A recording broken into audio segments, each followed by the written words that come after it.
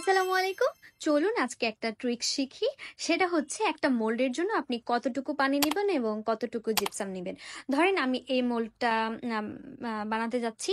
তো এখানে আমি পানি নিয়েছি ঠিকই, বাট দেখবেন আমি পুরোটা ভরে নিইনি।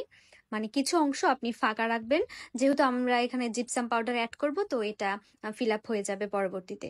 তো আমি এখানে একটা বাটির মধ্যে পানিটা ঢেলে নিচ্ছি এবং এর ভিতরে আর একটু সামান্য পানি অ্যাড করেছি, কারণ আমি ঝিনুক মোল্ড বানাবো একটু বেঁচে গেলে। তারপর আমি একটু একটু করে জিপসাম নিচ্ছি আর এই পেস্টটা বানাচ্ছি। আর পেস্টটা একটু ঘন হয়ে আসলে, একদম বেশি ঘন করবে না, তাহলে সাথে সাথে জমে যাবে এবং আপনার জিপসাম নষ্ট হয়ে যাবে। তো একটু ড্যাব ড্যাব করে নিচ্ছি যেন বাবলগুলো বেরিয়ে যায়। তারপর বাকি অংশটা ঢেলে দিচ্ছি। তো আপনারা এইভাবে একটা প্রোডাক্টের জন্য, মানে একটা নির্দিষ্ট মোল্ডের জন্য জিপসাম গোলাবেন।